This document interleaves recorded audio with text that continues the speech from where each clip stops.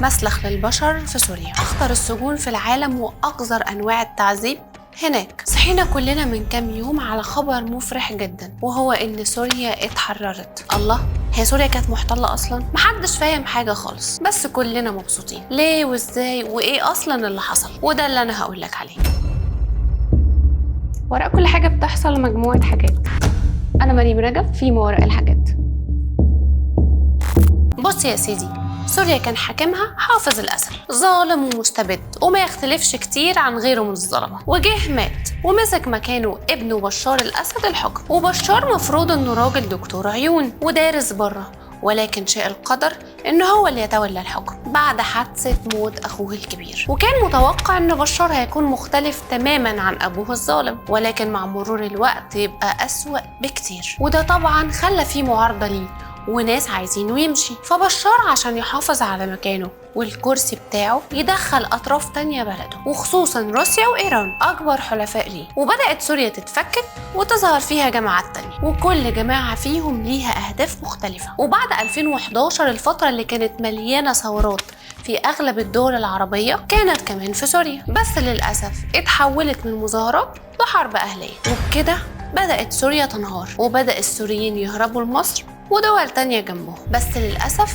في ناس معرفتش تهرب وفضلت في سجن صدنايا، وده الأصعب. صدنايا سجن عمره أكتر من 50 سنة، اتعمل من أيام ما كان حافظ الأسد هو اللي مسك الحكم. وكان الهدف من السجن ده هو إنه يكون معتقل سياسي مش سجن عادي، يعني كل حد هيعارض الحكم هيتحبس جوه. بس في عهد بشار الوضع بقى أصعب وأصعب، لأنه تحول السجن ده لمسلخ للبشر. اتسجلت حالات الإعدام داخل السجن ده ما بين 2011 ل 2016 أكتر من 13,000 سجين، وطبعا ده معدل كبير جدا، خصوصا الناس دي بتتعدم من غير محاكمة حقيقية، يعني بشكل سوري. والسجن ده مبني تحت الأرض ومستخدم فيه أعلى أنواع التحصين، ده غير أنه مقسم بشكل شبه خلية النحل، معقد ومش سهل الهروب منه. السجن ده فيه كل أنواع التعذيب اللي ما يتوقعهاش عقل بشر أبدا. صدنايا ريحة الموت فيه موجودة طول الوقت، لأنه فيه زنازن كاملة فيها جثث بس لناس حتى أهلها ما تعرفش هي فين مكانها، وفي ناس معتقلة من أكتر من 38 سنة. التعذيب بشكل يومي، جلد وضرب لدرجة تكسير الضلوع، مفيش لا أكل ولا مية بيتحطوا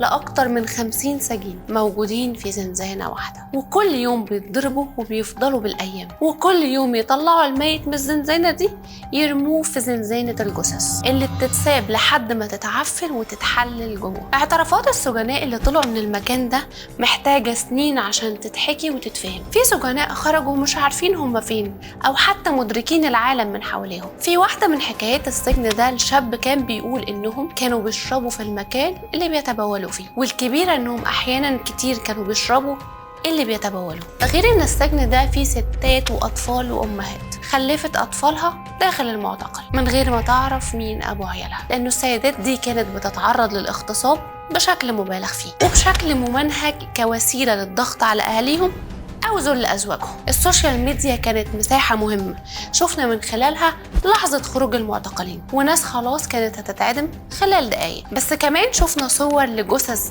وضحايا تعذيب مرعبة زي مازن حمادة المعتقل السياسي اللي باين على جثته آثار التعذيب لحد الموت. مازن اتحبس في 2011 لأنه ناشط سياسي، وبعد العذاب اللي شافه في سجون بشار مع أول فرصة ليه إنه يهرب على أوروبا فعلا هرب، واتكلم عن التعذيب جوه السجون وقد ايه عانى من منتهى الوحشيه اللي بتتعامل بيها المساجين لحد 2020 يرجع لسبب مش معروف. وفي روايات بتقول انه تمارس عليه ضغط كبير وفعلا رجع، واول ما وصل المطار رجع مره تانية لصدنايا، بس المره دي خرج جثه. السجن ده مش بيدخله بس المعارضين لبشار، السجن ده بيدخله اي حد يشكه بس انه ممكن يكون معارض. في حكايات كتيره جدا صعب علينا اننا نحكيها معاكم او نشارككم حتى تفاصيلها من كتر ما هي مؤلمة. المهم ظهرت نظريات بتقول ان اللي بيحصل في سوريا حاليا ده مخطط لحدث هيحصل في العالم العربي احنا مش عارفينه، لان بشار الاسد حاكم سوريا وصاحب سجن صدنايا قبل هجوم المعارضة عليه اللي بعدها على طول